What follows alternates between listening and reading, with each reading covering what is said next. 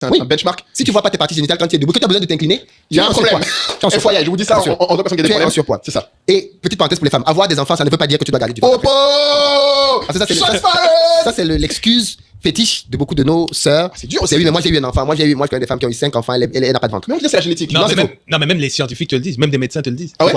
Mais qu'en fait, tu as vraiment ton intérieur ici qui a été chamboulé par l'accouchement. Ah oui, non, je dis pas non. Non, Oui, mais du coup, ton intérêt a été chamboulé par l'accouchement, oui. Que ça reste gros. Ah oui, non, lui, tu son peux poste, perdre du poids. Tu peux perdre du pois, mais ce que je veux dire, c'est que c'est avéré que ça prend plus de temps 9 mois. qu'avant. 9 mois. Et c'est pour ça que tu as pris 9 mois pour que ça gonfle. 9 mois pour que ça dégonfle. Ah, t'as une. Même stat. La stat. Moi, je me renseigne à fond. Non, mais 9 mois en faisant du sport, tu veux dire. Non, le sport. 9 mois, parce que c'est pas 9 mois sans rien On va faire. peut-être casser le mythe tout de suite. Le sport ne fait pas perdre du poids. Très important. Oui, le sport fait perdre de poids. C'est l'alimentation. Exactement. C'est 9 mois à bien t'alimenter, tu perds du poids. Le problème, c'est que bien souvent, avant même d'accoucher, avant même la grossesse, il y avait déjà des gros ventres. Bon, il faut qu'on en parle. Salut à toi, je suis Gaëlle de Femme Afrovie, la chaîne sur laquelle je te parle d'élévation, de valorisation et de l'épanouissement de la femme noire où qu'elle se trouve. Aujourd'hui, j'aimerais partager avec toi mon regard sur un podcast qui a fait énormément parler. Il s'agit de celui de Kai Lumumba et Moulay Tabouré, lors duquel ils ont invité Philippe Simon à échanger autour du thème de la discipline. C'est un podcast qui est sorti il y a quelques temps, je pense quelques mois. Moi, je l'avais suivi à ce moment-là, souvent parce que je suis une fidèle abonnée de la chaîne de Moulay et Kai. Ce podcast, à la base, ils le tiennent à deux. Mais régulièrement, ils invitent des personnes telles que Philippe Simon, Paola Audrey, des entrepreneurs de la communauté noire pour partager leur expérience et leur vision de l'entrepreneuriat, de l'investissement. Et ils abordent plein de sujets, en fait. Il se trouve que ce jour-là, ils avaient invité Philippe Simon et le thème du podcast, c'était la discipline. La discipline financière, la discipline personnelle, la discipline dans les affaires. C'est un podcast qui a duré plus de 2 heures. Moi, je l'ai regardé entièrement. J'ai dû le regarder à nouveau pour faire cette vidéo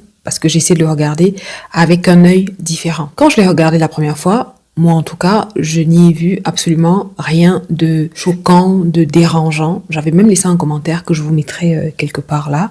Parce que moi, ce podcast m'avait fait énormément de bien. J'ai appris beaucoup de choses. J'avais besoin de laisser, de m'exprimer. Voilà. Donc, j'avais laissé un commentaire. Donc, quelle ne fut pas ma surprise, il y a de cela quelques semaines, d'apprendre lors d'un live de Philippe sur TikTok que un extrait de ce podcast avait créé une polémique. Il se trouve que cet extrait a été diffusé sur une chaîne de télé ivoirienne. Je ne vais pas passer par 4 chemins pour vous dire ce que je pense. Je suis à 100% d'accord avec tout ce qui a été dit dans ce podcast. Parce que dans cette vie, pour accomplir des choses, pour faire des choses, on a besoin de discipline. Ce qui m'a dérangé lorsque j'ai regardé l'émission de la chaîne ivoirienne, c'est que j'ai eu le sentiment que les présentatrices ou les personnes qui ont préparé le reportage n'avaient pas pris le temps d'écouter l'entièreté de l'émission, donc du podcast. Non, mais pourquoi est-ce qu'on peut s'asseoir sur un... Vous êtes des hommes, les hommes n'ont pas suffisamment de problèmes. Vous avez des problèmes de calvitie, d'érection, de je sais pas quoi. Parlez-en, laissez les femmes entre elles gérer leurs problèmes parce que là, je trouve que c'est de la méchanceté gratuite. On rigole, on rigole. C'est ça qui fait mal. Elle est complexe parce qu'elle n'a pas retrouvé son corps d'avant grossesse. Elle tombe sur un truc comme ça. Enfin, soit on aide les femmes à regagner confiance en elles et en tant qu'homme, je pense que ce serait bienvenu de rassurer vos femmes, de leur dire que c'est pas grave, c'est un accouchement ça marque à vie. On peut avoir des vergetures, le ventre qui pend, le ventre qui est gros. Soit on les rassure, soit on leur fout le camp en fait. Très bien. Comme je te l'ai dit au début de la vidéo, c'est un podcast qui a duré plus de 2 heures. Et pendant ces 2 heures, ils ont vraiment échangé sur plein de choses qui tournaient autour de la discipline. Moulay, qui se dit lui-même obèse, a partagé les difficultés qu'il rencontrait en tant que personne obèse et l'hypocrisie de certaines personnes face à l'obésité et des personnes qui sont elles-mêmes obèses. C'est-à-dire qu'ils ont vraiment joué carte sur table, ils ont vraiment été honnêtes. Philippe, quant à lui, a partagé les difficultés qu'il rencontrait en tant que personne qui aime le sucre, qui aime les gâteaux, les pâtisseries et tout ça. Il parlait de toute la discipline et toute la méthodologie qu'il met en place pour ne pas succomber à ses envies de gâteaux, de friandises, enfin de pâtisseries, quoi. Je suis beaucoup plus conscient maintenant sur les dégâts du sucre parce que ce que je sais sur le sucre, comme je le sais depuis des années, je me suis rendu compte que j'étais quand même encore perméable au sucre de manière assez excessive. Et puis après, j'ai fait des découvertes récentes qui m'ont fait encore un peu plus radicales contre les desserts et autres. Et j'ai fait peut-être 1 mois sans prendre de dessert. Et je suis arrivé récemment à la boulangerie. Et c'est bizarre, mais T'avais plus envie. je n'avais plus envie. Ouais, alors que J'ai vu tous les desserts que je dis, ça non, ça c'est pas bon, Ouais. ça non, ça. Et je suis arrivé à la boulangerie, c'est drôle, mais pourquoi combien bien mes combats. Moi, il m'arrive des fois, je me révèle les noms des boulangers pour faire de pub. J'arrive dans la voiture, je me garde devant la boulangerie, je reste devant 45 minutes. Pourquoi? Parce qu'une partie me dit, entre une partie me dit non pas. Quoi? Ah. Toi, tu luttes comme ça? J'avais pas vu que t'étais La un fan lutte. des desserts comme ça. Non, lui, c'est un gars du sucre. J'ai remarqué ça. Ah, Sérieux? c'est pour ça qu'il a pris le La sucre. lutte. En fait, Tu luttes, nous tu sommes luttes en devant guerre. la 45 minutes. Le gars, en fait, il est en guerre. C'est-à-dire qu'il a un combat avec lui-même. Et parfois même, je cède un peu, j'entre. Je dis, c'est pas les rayons, je regarde. Il y a rien. Je vais acheter une autre, je n'achète pas. Sérieux? Je ressors de la boulangerie, je reste devant la boulangerie, je regarde. Même toi, Philippe. Et après, je rentre. Mais quand je rentre et que j'ai pas pris, tu n'imagines pas la victoire. Sérieux? Voilà, Ça. là, j'ai la victoire au moins 3 semaines. Là, j'ai tué les démons. Kai a également partagé ses tips. En fait, c'était vraiment une discussion entre 3 potes. Et dans cette discussion, il y avait énormément de choses à retenir. Ils ont principalement parlé de leur situation, de leurs exemples, de leurs expériences. En tant qu'homme, ceux qui connaissent Philippe Simo savent qu'il n'a pas sa langue dans sa poche. Moulay Tabouré non plus. Kai est beaucoup plus mesuré, beaucoup plus tempéré. Dans des podcasts, c'est lui qui va souvent un petit peu arrondir les angles, apporter un peu de nuance au côté très tranchant et très carré, Moulay ou de Philippe d'ailleurs. Ça a pris 9 mois pour que ça gonfle. 9 mois pour que ça dégonfle.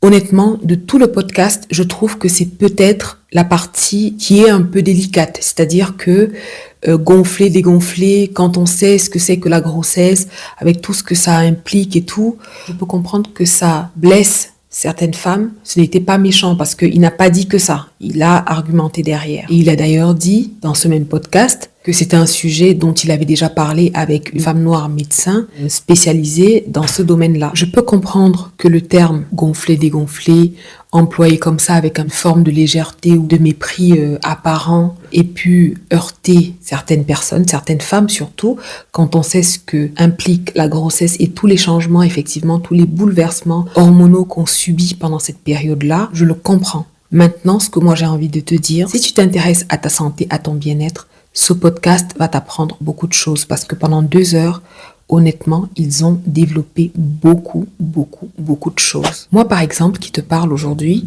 ça ne fait que quelques années que je m'intéresse vraiment à mon alimentation, à mon bien-être. Pourquoi seulement quelques années? Par ignorance. Parce que soyons honnêtes, si tu as grandi comme moi dans une famille très modeste, africaine, ce n'est pas ce qu'on nous apprend. On n'a même pas déjà parfois de quoi se nourrir, de quoi avoir un repas normal par jour. Alors, repas équilibré, alimentation, éducation alimentaire et tout ça, ça n'existe pas. Je me rappelle que, comme beaucoup d'enfants que je voyais autour de moi, mes camarades, mes voisins et tout ça, je ne mangeais pas forcément à ma faim. Premier élément. Deuxième élément, ce que je mangeais n'était pas forcément des aliments nourrissant. Les seuls moments où je mangeais vraiment bien, ce sont les moments où j'allais au village. On avait des fruits, on avait des légumes, on avait toutes les richesses de la nature. Mais une fois qu'on retournait en ville, c'était beaucoup plus compliqué de manger parce qu'on était dans des familles très modestes, pour ne pas dire pauvres. On n'a pas reçu cette éducation alimentaire, on n'a pas été sensibilisé au bien-être. Ce qui fait que quand moi je suis arrivée en France, je me rappelle que les premiers mois, j'avais pris 7 à 8 kilos.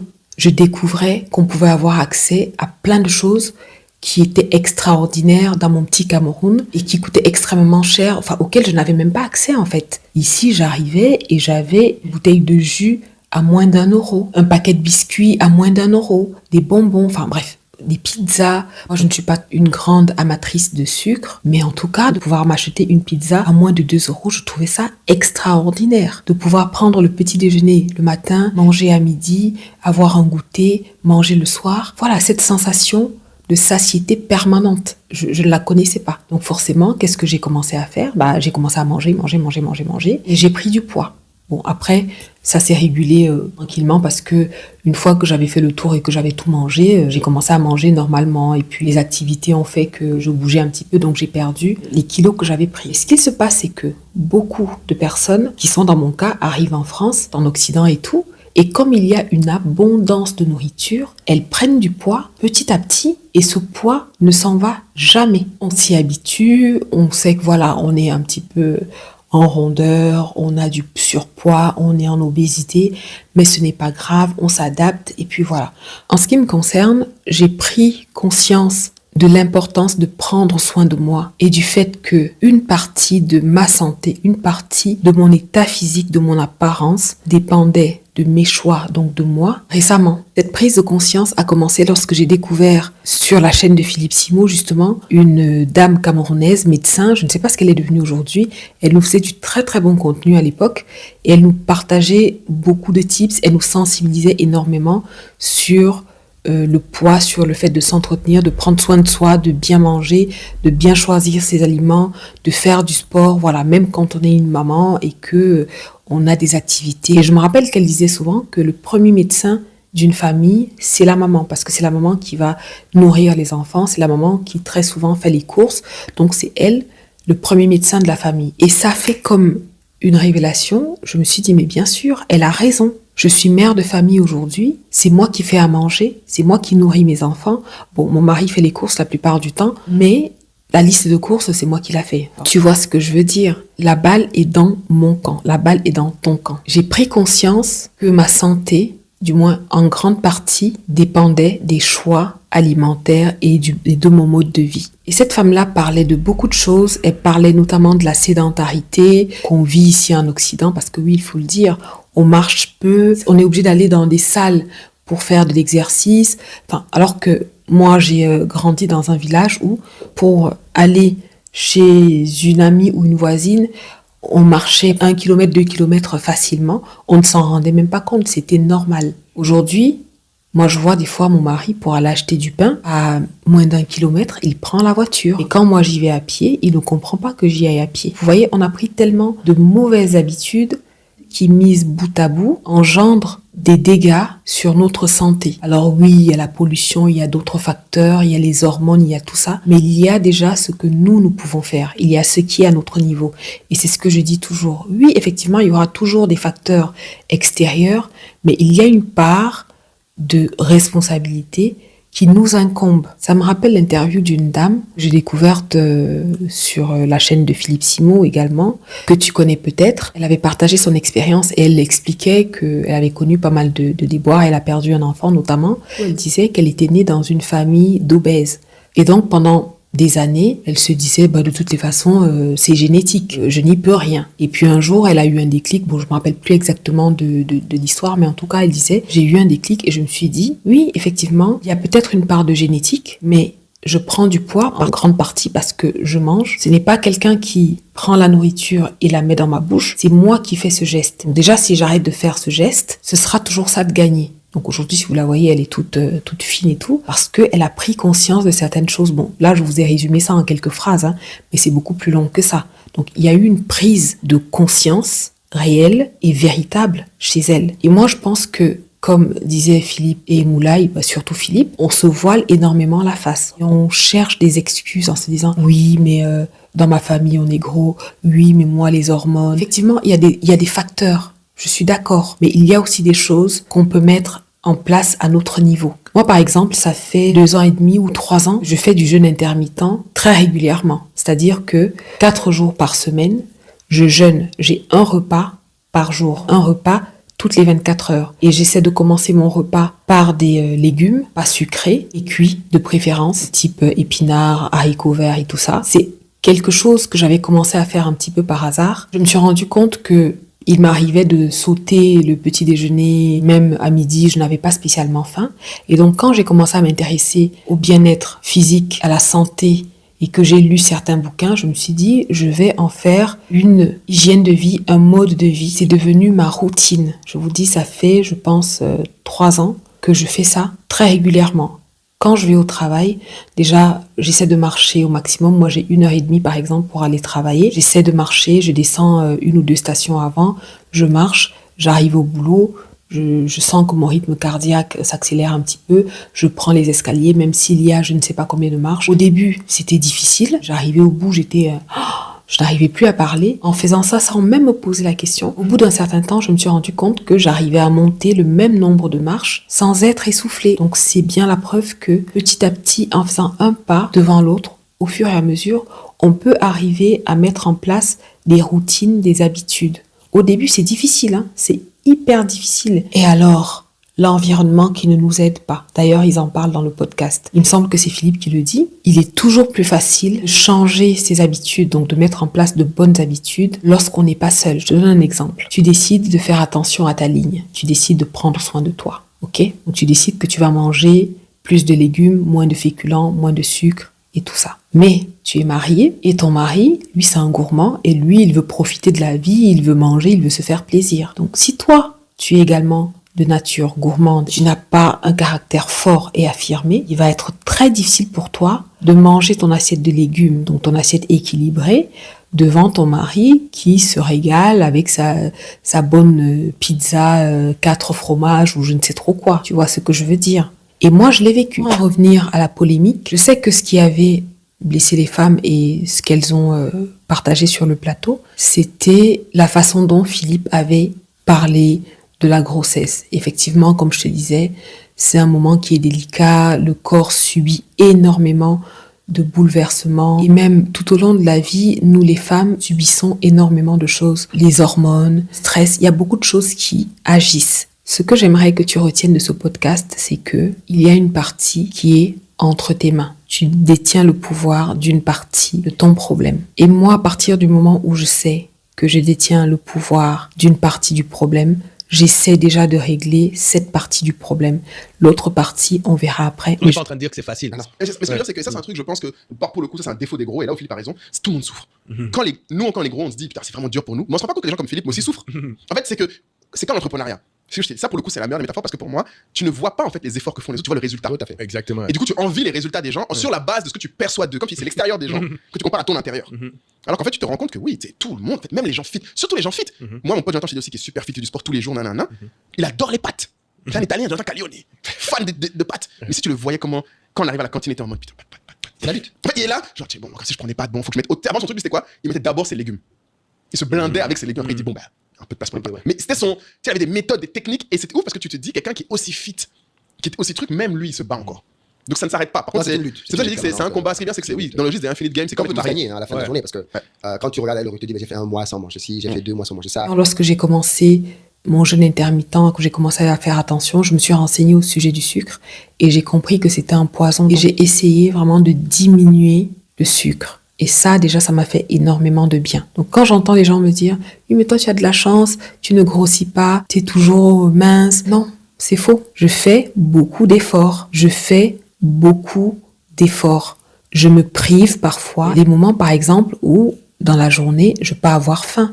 J'ai une petite sensation de faim, mais je me dis, je vais manger ce soir. Je pourrais me dire, oh, j'ai faim, c'est bon, je vais prendre un gâteau, ou je vais acheter une pizza, ou je vais acheter du poulet. Mais je me dis, non, tiens bon, ce soir à 18h30, tu vas manger. Cette idée de récompense tardive m'aide à tenir le coup. Il m'arrive de rentrer du travail, avoir très très faim et devoir cuisiner. Je vais finir de cuisiner et je vais manger le repas que j'aurai cuisiné. Je ne vais pas grignoter quelque chose en attendant. Non. D'ailleurs, j'aime souvent dire un truc, c'est que je ne gaspille pas ma famine, en fait. Quand j'ai faim, il faut que je mange un repas salé, un repas bon dans ma bouche. Donc, je ne vais pas prendre un gâteau ou un carré de chocolat. D'ailleurs, j'aime pas le chocolat.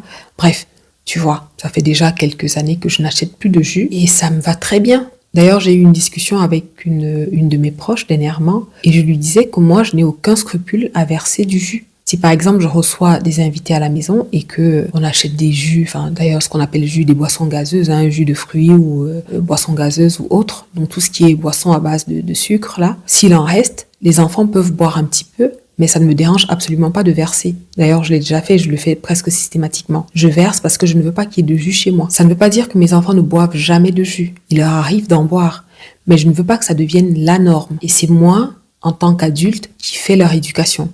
C'est moi qui fais les courses. Donc forcément, j'ai ce pouvoir-là de ne pas acheter de jus ou de chocolat ou de gâteau ou de bonbons à mes enfants. Ça aussi, c'est l'éducation. Donc ça commence par là, dès le bas âge. Comme je te disais, nous, on n'a pas eu la chance d'avoir cela. Mais aujourd'hui, on est en train de rattraper tout ce retard. L'éducation financière, l'éducation alimentaire, l'éducation amoureuse. D'ailleurs, il faudra qu'on en parle un jour. Bref, toutes ces choses-là, je ne sais pas pour toi, mais moi, je ne les ai pas eues. Donc, je me forme sur le tard et j'essaie de transmettre cela à mes enfants. J'essaie de leur apprendre que le sucre, ce n'est pas bon pour la santé. Le gras mollo, tout ce que j'apprends, j'essaie de le transmettre. Pour en revenir au podcast, je vais te donner quelques éléments qui vont peut-être te donner envie d'aller le regarder. En tout cas, moi, les éléments qui m'ont plu et qui m'ont interpellé, qui m'ont appris des choses, en fait. Par exemple, Philippe explique que ce n'est pas le sport qui fait maigrir. Il explique que trop de personnes, lorsqu'elles veulent maigrir, se mettent au sport. J'ai des proches qui, lorsqu'elles essaient de perdre du poids, foncent à la salle de sport. Et j'ai une proche comme ça, elle se reconnaîtra peut-être, qui s'était mise au sport de façon intensive et tout. Elle s'est rendue compte quand elle montait sur la balance qu'elle prenait du poids. Et je lui avais demandé, est-ce que tu es sûre que tu fais les bons exos? Mais à l'époque, je ne savais pas que entre le sport et l'alimentation, ce qui a le plus d'incidence sur le poids, c'est l'alimentation. Ça, c'est quelque chose que j'ai expérimenté moi. Et Moulay complète les propos de Philippe en disant que les gens qui perdent du poids ont tendance à se montrer dans la salle de sport. Donc inconsciemment, les gens se disent, si je veux maigrir, il faut que j'aille faire du sport également. Et d'ailleurs, Moulay fait le parallèle avec l'entrepreneuriat. Il dit que c'est comme les entrepreneurs. Ils ont tendance à montrer leur succès, ils ne montrent pas leur galère. Parallèle avec la perte de poids, c'est que les gens qui perdent du poids se filment à la salle de sport au lieu de montrer ce qu'elles font réellement pour maigrir. Il y en a qui utilisent des médicaments, il a notamment parlé de l'Ozempic, et revoient drastiquement leur façon de consommer, donc leur alimentation. Et ça, peu de gens le montrent. D'ailleurs, durant tout le podcast, ils font des parallèles avec l'entrepreneuriat. Philippe, par exemple, disait que le sport, c'est vraiment ce qui va travailler ton mindset si tu veux entreprendre. Parce qu'il y a des moments où tu n'as pas envie, il fait froid, il fait moins 40 dehors, tu n'as aucune envie de te lever pour aller courir, mais tu sais que tu dois le faire et tu le fais parce que c'est comme ça, c'est bien pour toi, tu le fais. C'est la même chose en entrepreneuriat. Il y a des moments où tu n'as pas envie, mais tu dois le faire. Donc, un autre parallèle que Philippe a fait, c'est que le sport, c'est comme l'entrepreneuriat, c'est-à-dire que il va démontrer ta capacité à investir dans quelque chose dont tu n'as pas les bénéfices tout de suite. C'est pas le jour où tu vas à la salle de sport que tu commences à avoir des abdos. Comme l'ont si bien souligné Moulay, Kaï et Philippe, notre corps, c'est notre premier instrument de travail. C'est la première chose dans laquelle on doit investir. C'est même la chose la plus importante. Et je me rappelle que Philippe l'a dit, ça ne sert à rien de te tuer à la tâche, de te donner à fond au boulot si tu ne prends pas soin de ton corps, ton premier moteur, celui qui va te permettre de réaliser tes choses si tu n'en prends pas soin. Parce que quand tu vas finir de travailler et d'amasser tout cet argent, tu seras malade. Cet argent, tu vas le dépenser pour te soigner. Prenons soin de nous.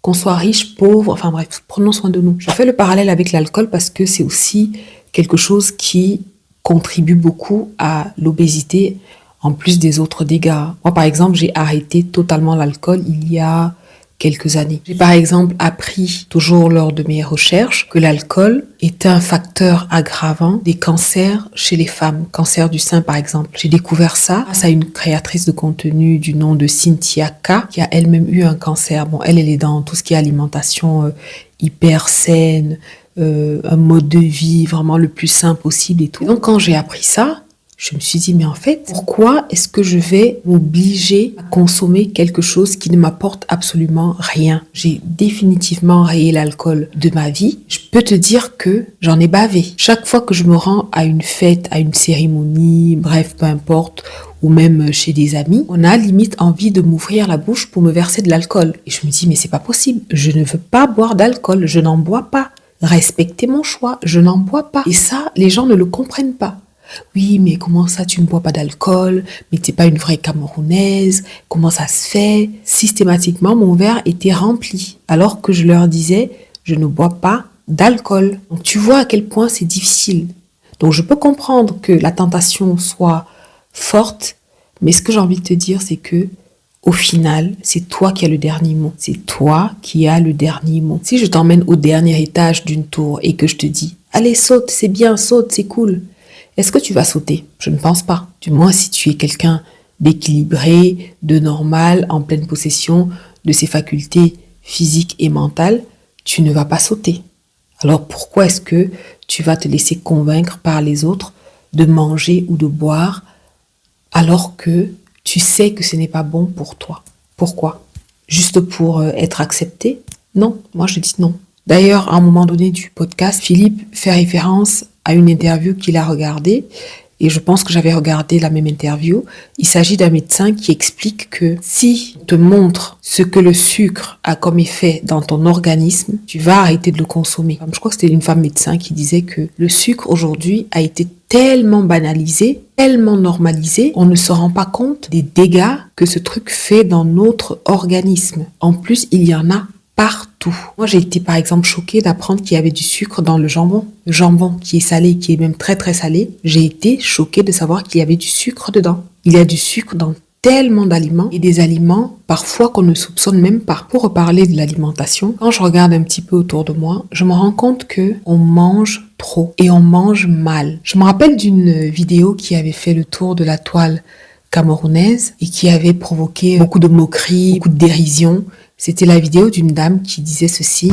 Ce qui m'énerve le plus dans ce pays est que nous mangeons, mais nous ne nous nourrissons pas.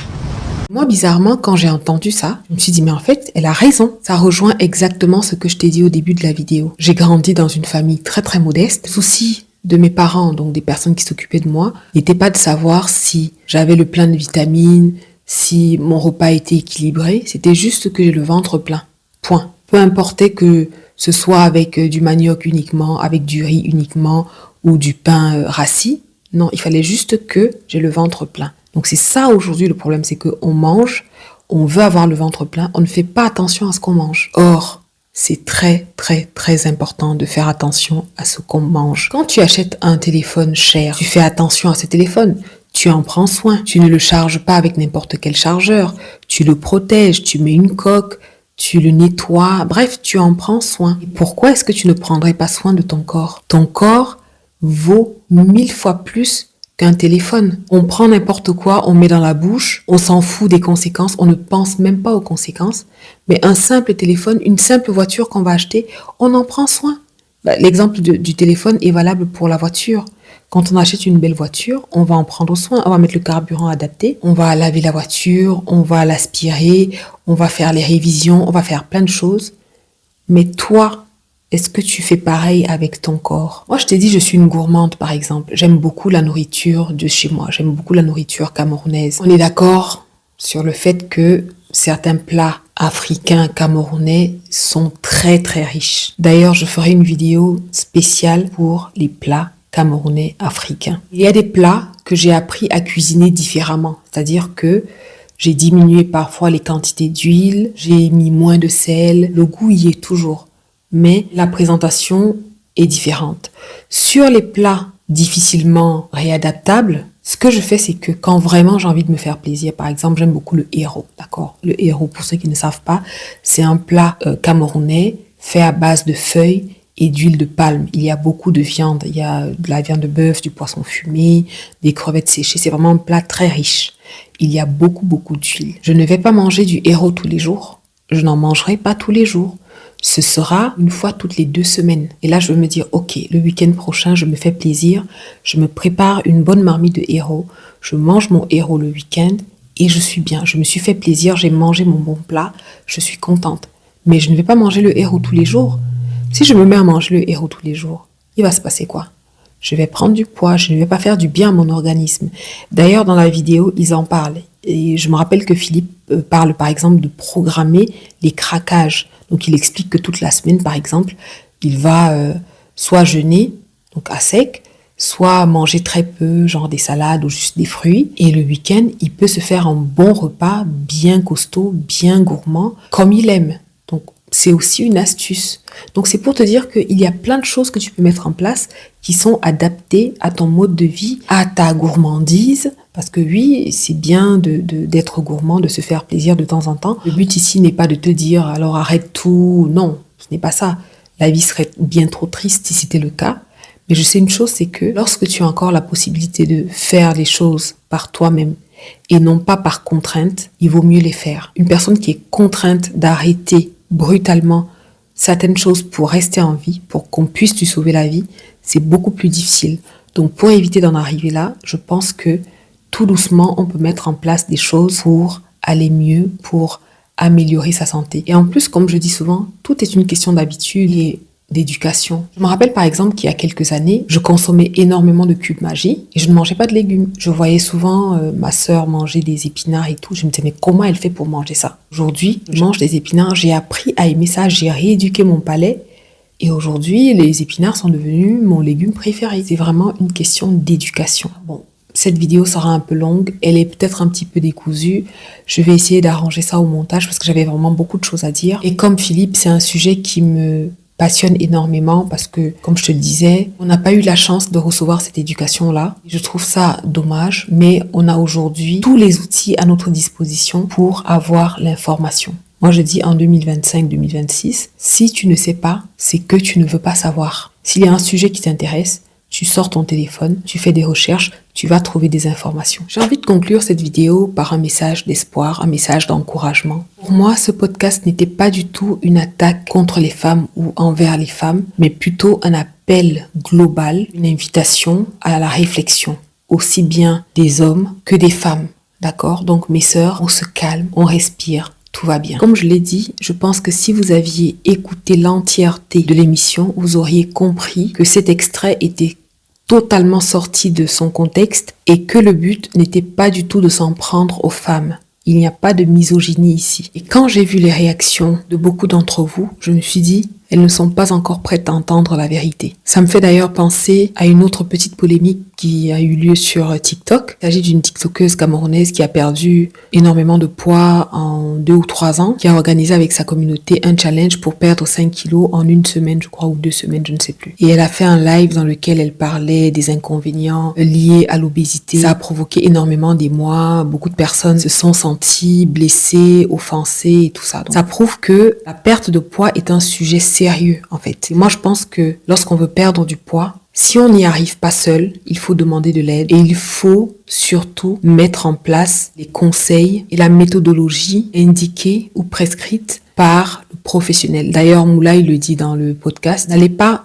faire ça tout seul. Lui, par exemple, il explique que pour pouvoir perdre du poids, parce qu'il a perdu beaucoup de poids, il a dû voir un psychologue pour comprendre d'où venait sa prise de poids. En gros, lorsqu'il s'est lancé dans l'entrepreneuriat à l'époque, manger, c'était devenu une forme de récompense. Il ne mangeait plus parce qu'il avait faim et c'est comme ça qu'il a pris du poids. Lui, il a identifié cela grâce à sa psychologue. Donc c'est pour dire que la santé, le poids, l'obésité, le surpoids, en fait, ce sont des sujets qu'on doit prendre au sérieux. Si tu n'y arrives pas, je t'invite à consulter un professionnel, si tu en as les moyens, bien sûr. Si tu n'as pas les moyens, tu as au moins les moyens d'avoir une connexion. Il y a énormément d'informations qui sont disponibles sur Internet aujourd'hui. Je ne comprends même pas qu'on ait encore besoin de nous dire ça aujourd'hui. Je ne comprends pas. Voilà ce que j'avais à te dire au sujet de cette polémique. Dis-moi si tu en as entendu parler, ce que tu en as pensé, quel est ton avis sur la question. Est-ce que tu iras regarder le podcast? Qu'est-ce que tu penses du jeûne intermittent, par exemple? Est-ce que c'est quelque chose que tu as déjà essayé? Est-ce que ça te parle? Bref, dis-moi tout ça en commentaire, toujours avec respect et bienveillance. Voilà. Et avant de partir, abonne-toi. Abonne-toi. C'est vrai que je ne pense pas te le demander en début de vidéo. J'imagine que tu connais l'importance aujourd'hui des likes, des partages et des commentaires. Donc n'hésite pas à le faire.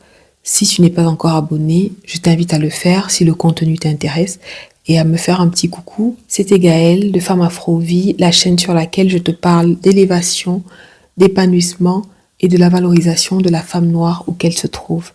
À bientôt!